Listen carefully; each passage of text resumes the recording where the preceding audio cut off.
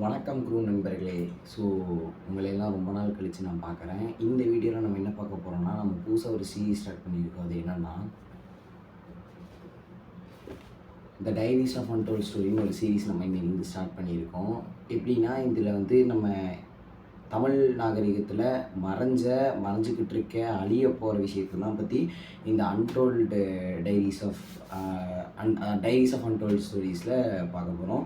So இன்றைக்கி இதை தொடர்ந்து நம்ம என்ன பார்க்க போகிறோம்னா, நம்மளுக்கு சௌரியமான ஒரு விஷயந்தான் இப்போ நம்ம பார்க்க போகிறது. என்னென்னா, தஞ்சை பெரிய கோவில். அதாவது தஞ்சை பெரிய கோவில்ன்றது நம்ம எல்லாத்துக்குமே இப்பயும் தெரியும், முன்னாடி தெரியும், எல்லாமே தெரியும். ஆனால் தஞ்சை பெரிய கோவிலை பற்றின நிறைய அன்டோல்டு ஸ்டோரி இருக்குது. அதை பற்றி தான் இந்த வீடியோவில் பார்க்க போகிறோம். சரி வாங்க கடைன்னு வீடியோக்குள்ளே போயிடலாம். ஸோ ஃபஸ்ட்டு ஏன் இந்த சீரீஸ் நான் வந்து ஸ்டார்ட் பண்ணுறேன்னு பார்த்தீங்கன்னா, இந்த சீரீஸ் ஸ்டார்ட் பண்ணுறதுக்கு மெயின் காரணமே பார்த்தீங்கன்னா நீங்கள் தான். ஏன்னா நம்ம தமிழர்கள் என்ன வேணாலும் பேசுகிறேன். ஆனால் நம்ம தமிழர் நாகரிகமே பார்த்திங்கன்னா அழிஞ்சிட்ருக்கு விஷயம். எத்தனை பேத்துக்கு தெரியும் தெரியல, ஆனால் எனக்கு தெரியும். ஸோ அதை தொடர்ந்து தான் நம்ம இந்த வீடியோவில் பார்க்க. தஞ்சை பெரிய கோயில் எப்போ கட்டினாங்கன்னு பார்த்தீங்கன்னா 1003, அதாவது 1003 CEயில் கட்ட ஸ்டார்ட் பண்ணியிருக்காங்க. அது எப்போ கட்டி முடிச்சிருக்காங்கன்னு பார்த்தீங்கன்னா 1010 CEயில் தான் கட்டி முடிச்சிருக்காங்க. இப்போ ஃபஸ்ட்டு நம்மளுக்கு தெரியும் யார் இந்த கோயிலை கட்டுறான்னு கேட்டால் நீங்களும் சொல்லிடுவீங்க, நானும் சொல்லிடுவேன். ஆனால் இந்த கோயில் கட்டுனதுக்கு மெயின் காரணமே என்னென்னா, ராஜராஜ சோழன் தன்னோட சொந்த மண்ணில் ஒரு கோயில் கட்டியே ஆகணும், அது இந்த உலகத்துக்கே தெரியணுன்ற ஒரே விஷயத்துக்காக தான் இந்த கோயிலையே அவர் கட்டினார் ஃபஸ்ட்டு. செகண்டு, இவர் இது கட்டி இது வந்து என்ன பண்ணியிருக்காங்கன்னா, இந்த கோயில்னால் இந்த கோயிலுக்குன்னு பார்த்திங்கன்னா ஒரு சாபமும் இருக்குது. அந்த சாபத்தையும் நான் சொல்கிறேன். அதுவும் இல்லாமல் நம்ம தமிழர் நாகரிகமே பார்த்திங்கன்னா மொத்தமாக இந்த கோயிலில் தான் இருக்குது. 3. 4வது ஒன்று பார்த்திங்கன்னா, இது எப்படி வந்து அந்த காலத்து மக்களுக்கு தெரியாது, இது ராஜராஜ சோழன் தான் கட்டினாருன்னு தெரியாது.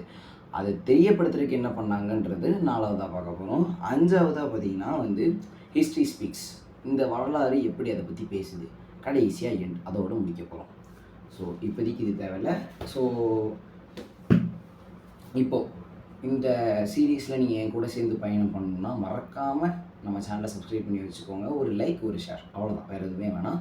வாரம் ஒரு வீடியோ இந்த சீரீஸில் வந்துடும். ஸோ ஓகே, ஃபஸ்ட்டு பார்த்தீங்கன்னா, இந்த கோயிலில் பார்த்தீங்கன்னா தன்னோட தலைநகரத்தில் கட்டணும்னு முடிவு செஞ்ச ராஜராஜ சோழன், அதாவது தஞ்சை சரௌண்டிங்கில் பார்த்தீங்கன்னா மலைகள், கற்கள் இதெல்லாம் கிடையவே கிடையாது. இது எங்கேருந்து எடுத்துகிட்டு வந்தாங்கன்னு கேட்டால் அதுவும் தெரியாது. ஏன்னா அதை பற்றி இது பற்றின ஒரு எவிடன்ஸும் இன்னும் வெளியே வரல.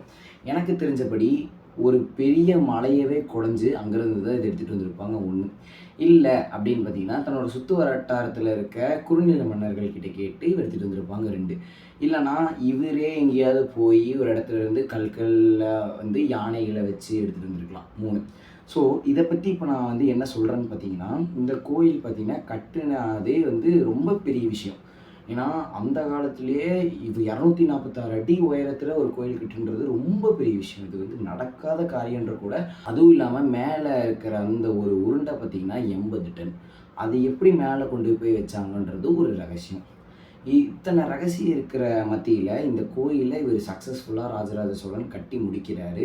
கட்டி முடிக்கும் போது என்ன ஆகுதுன்னா, இதுக்கான ஒரு திறப்பு விழா பூஜை அப்படின்னே சொல்லிக்கலாம்.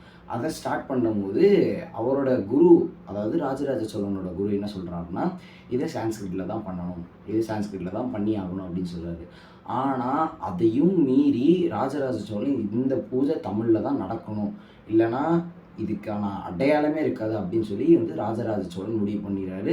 அதனாலேயே என்ன ஆகுதுன்னா, நம்மளோட குரு ராஜராஜ சோழனுக்கு ஒரு சாபத்தை கொடுக்குறாரு. அந்த சாபம் என்ன சாபம்னு பார்த்தீங்கன்னா, யாராவது பதவியோட பலத்தில் ரொம்ப கெத்தா சீன் போட்டுட்டு இந்த கோயிலுக்குள்ளே வந்தாங்கன்னா, ஒன்று அவங்க இறந்து போயிடுவாங்க, இல்லை அவங்களோட பதவி பறிக்கப்பட்டுரும். ஸோ இதுதான் பார்த்திங்கன்னா வந்து இதோட கதையே. இந்த கோயிலுக்குன்ற சாபம் இதுதான். அதனால பார்த்திங்கன்னா இதில் வந்து நிறைய ஆக்சிடென்ட்ஸ் நடந்திருக்கு, இந்த மாதிரிலாம் நடந்திருக்கு.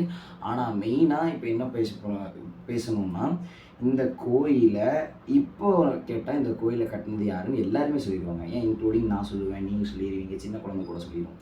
ஆனால் முன்னாடி, அதாவது எப்போ சொல்கிறேன்னா, ஒரு 19ஆம் நூற்றாண்டுலன்னு வச்சுக்கோங்களேன், சரியாக 19ஆம் நூற்றாண்டில். அப்போ கேட்டால் யாருன்னு யாருக்குமே தெரியாது. இதை பற்றின வீடியோ கூட நம்ம போட்டிருக்கோம். ஆல்ரெடி போட்டிருக்கேன். எதுக்குடா இந்த வீடியோன்னு கேட்டால், இதை பற்றி வந்து முழுசாக நம்ம பேசியே ஆகணும். அதனால தான் நான் இந்த வீடியோவே மெயினாக போட்டிருக்கேன். பார்த்தீங்கன்னா யூஜன் ஹல்ஸ் அப்படின்ற வந்து ஒரு ஒரு ஹிஸ்டோரியன். அவர் தான் பார்த்தீங்கன்னா வந்து அவர் ஊர்லேருந்து நம்மளோட தஞ்சைக்கு வராரு. தஞ்சைக்கு வந்து அவர் பார்த்தீங்கன்னா வந்து அவரோட ரிசர்ச்சை ஸ்டார்ட் பண்ணுறாரு. ஃபஸ்ட்டு கோயிலை சுற்றி எல்லாமே பார்க்குறாங்க. என்னது ஏது சரியாக இருக்கா அப்படி இப்படின்னு எல்லாமே பார்க்குறாங்க. பார்த்ததுக்கப்புறம் அப்புறமா அங்கே இருக்க கல்வெட்டெல்லாம் வச்சு அவர் ஸ்டார்ட் பண்ண, அதாவது யாருன்னு கண்டுபிடிக்க ஆரம்பிக்கிறாரு. ஓகேவா? யாருன்னு கண்டுபிடிக்க ஆரம்பிக்கிறாரு. அதுக்கப்புறம் அவர் கொஞ்சம் கொஞ்சமாக இது பண்ணும்போது தான் அங்கே ஒரு பெரிய ஆச்சரியமே நடக்குது. அதாவது தஞ்சை பெரிய கோயிலில் நீங்கள் எந்த சிலையை பார்த்தாலும் ஒரு சின்னதான ஒரு குச்சி எடுத்து ஒரு முனையில் விட்டிங்கன்னா அது மறுமுனையில் வெளியே வரும் கன்ஃபார்ம் வரும். நீங்கள் அடுத்த டைம் பண்ணிங்கன்னா ட்ரை பண்ணி பாருங்கள். ஏன்னா இது பார்த்திங்கன்னா அந்த காலத்துலேயே இப்போ கட்ட முடியாத ஆர்கிடெக்டில் அந்த காலத்தில் கட்டியிருக்காங்கன்னா எவ்வளோ பெரிய விஷயம் நீங்களே யோசிச்சு பார்த்துக்கோங்க. அதுவும் இல்லாமல் இந்த இவர் பார்த்தீங்கன்னா ஃபஸ்ட்டு ஸ்டார்ட் பண்ண ஆரம்பிக்கிறாரு. ஃபஸ்ட்டு அவருக்கே தெரியல யார் இது, யார் கட்டியிருப்பா, ஏலியன்ஸ் கட்டியிருப்பாங்களா, பிரிட்டிஷ் கட்டியிருப்பாங்களா, யாருன்னு அவருக்கே தெரியல. அதாவது அந்த ஹிஸ்டோரியனுக்கே தெரியல. கொஞ்சம் கொஞ்சமாக அவர் அந்த ஸ்டெப்ஸ் எல்லாம் ஃபாலோ பண்ணிட்டு கடைசியில் பார்த்திங்கன்னா கருவறைக்குள்ளே அவர் போகிறாரு.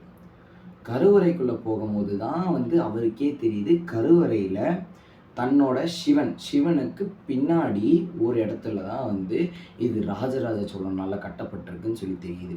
அதனாலேயே என்னவோ ஏதோ தெரியல, இவருக்கு ரொம்ப ஆச்சரியமாகி இவர் அதை கண்டுபிடிச்சிட்டோன்ற தைரியத்தில் சந்தோஷத்தில் எப்படி வேணால் சொல்லலாம். அதை வந்து அவருக்கு வந்து அந்த உணர்ச்சி வந்து எக்ஸ்பிளைனே பண்ண முடியாது. அந்த அளவுக்கு ஸ்ட்ராங்காக இது இவர் தான் கட்டினாருன்னு சொல்லி அவர் ப்ரூவ் பண்ணுறாரு. உண்மையாக தான் இது ராஜராஜ சோழன் தான் கட்டியிருக்காரு. ஸோ அடுத்தது பார்த்திங்கன்னா வந்து இந்த ஹிஸ்ட்ரி ஸ்பீக்ஸ். அதாவது இந்த ஹிஸ்ட்ரி பார்த்திங்கன்னா வந்து என்னென்னா, தஞ்சை பெரிய கோவிலை ராஜராஜ சோழன் கட்டிகிட்டு இருக்கும்போது அங்கே இருக்கிற சில பேருக்கெல்லாம் வந்து தாகம் எடுக்க ஆரம்பிச்சிருக்கு. அப்போ பார்த்திங்கன்னா அந்த சைட்லேருந்து வந்த ஒரு பாட்டியோ இல்லை ஒரு பெண்மணியோ வந்து தண்ணி இல்லைன்னா மோர் இதை வந்து அங்கே வேலை செய்கிறவங்க எல்லாத்துக்கிட்டே கொடுத்துருக்காங்க. இதை பார்த்து இதுவான ராஜராஜ சோழன் அவர் என்ன பண்ணுறாருன்னா அந்த பாட்டியம்மாவோட சிலையவே தன்னோட கோபுரத்தில் செஞ்சு வச்சுருக்காரு. அதுவும் இல்லாமல் மித்த கோயிலெலாம் நீங்கள் போய் பார்த்தீங்கன்னா, எனக்கு சரியாக தெரியல, மித்த கோயிலெலாம் நீங்கள் போய் பார்த்தீங்கன்னா வேலை செஞ்சவங்களோட பேர் இருக்காது. ஆனால் இந்த கோயிலில் எவ்வளோ பேர் வேலை செஞ்சாங்களோ அவ்வளோ பேர்த்தோட பேரையுமே தன்னோட கல்வெட்டில் போட்டிருக்காரு ராஜராஜ சோழன். அதுவும் இல்லாமல் ராஜராஜ சோழன்றவர் ரொம்ப பெரிய கிங். அதாவது நம்ம நினைக்கிற அளவுக்கு எப்படின்னா, நம்ம நினைக்காத அளவுக்கு தாண்டி போனாலுமே அவர் ஒரு செம்ம பெரிய கிங். எப்படின்னு பார்த்தீங்கன்னா, கடல் கடந்து இந்தோனேஷியா, மலேசியா அந்த அவ்வளோ தூரம் போய் ஆட்சி செஞ்ச ஒரே மன்னர், தமிழ் மன்னர் நம்மளோட ராஜராஜ சோழன் தான். அதுவும் இல்லாமல் அதுக்கான எவிடன்ஸும் இந்தோனேஷியாவில் இருக்குது. ராஜராஜ சோழன், அதாவது சோழர்கள் டைனாஸ்டி நீங்கள் எடுத்துக்கிட்டிங்கனாலே எல்லாருமே தீவிரமான சிவன் பக்தர்கள். எல்லாருமே ஈவன் கரிகால சோழன் யாரை வேணால் எடுத்துக்கோங்க, எல்லாருமே பார்த்திங்கன்னா ஒரு சிவன் பக்தர், சிவன் பிரியர்கள்னு சொல்லலாம்.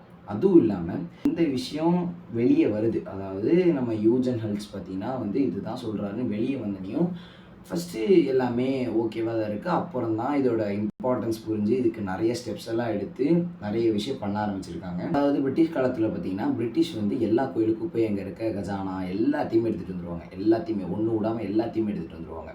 ஆனால் தஞ்சை பெரிய கோயிலில் அவங்களால எடுக்க முடியல. தஞ்சை மாளிகைக்கு ஒரு பெரிய டனல் இருந்துச்சு, அதாவது அண்டர் கிரவுண்ட் சீக்ரெட் டனல். அந்த டனல் வழியாக தான் ராஜராஜ சோழன், ராஜேந்திர சோழன் ஏதாவது ஒரு பிரச்சனை வந்துச்சுன்னா அங்கேருந்து அங்கே போய்ப்பாங்க, அங்கேருந்து இங்கே வந்துப்பாங்க. அதுவும் இல்லாமல் வார் டைம்லலாம் இது ரொம்ப யூஸ்ஃபுல்லாக இருந்திருக்கு. அப்புறம் கொஞ்ச நாள் போக போக என்ன ஆகுதுன்னா, இந்த கோயில் வந்து அந்த காலத்தில் எப்போது 1010லேயே பார்த்திங்கன்னா இந்த கோயில் ரொம்ப ஃபேமஸ் ஆகுது. ஃபேமஸ் ஆனதுக்கப்புறம் என்ன ஆகுதுன்னு பார்த்திங்கன்னா, தஞ்சை பெரிய கோயிலில் ஒரு நந்தி சிலை இருக்கும். அந்த நந்தி சிலை பார்த்திங்கன்னா ராஜராஜ சோழன் கட்டினது இல்லை. என்ன ப்ரோ சொல்கிற, ராஜராஜ சோழன் கட்டலைன்னா அந்த நந்தி யார் கட்டியிருப்பான்னு கேட்டால் அது செஞ்சது வேறு யாரோ செஞ்சது. ஆனால் ராஜராஜ சோழன் கட்டின நந்தி அது கிடையாது.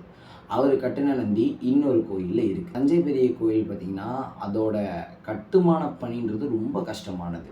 ஏன்னா அந்த அளவுக்கு கற்கள் தேவை, டன்னாக கற்கள் தேவை. அதெல்லாம் எப்படி எடுத்துகிட்டு வந்தாங்கன்னு பார்த்திங்கன்னா சும்மா இல்லைங்க, யானை, குதிரை, அப்புறம் நிறைய போர் வீரர்கள், நிறைய படையாள்கள், அப்புறம் நிறைய பேர்த்த வச்சு பல கிலோமீட்டர் தொலைவிலேருந்து அதை எடுத்துகிட்டு வந்தாங்க. ஒன்று அடுத்து பார்த்திங்கன்னா இதை கட்டுமான பகுதியிலே எக்கச்சக்க கொத்தனார் வேலை செஞ்சுருக்காங்க. இதில் நிறைய அது கணக்கே இட முடியாத அளவுக்கு இதில் வேலை செஞ்சுருக்காங்க.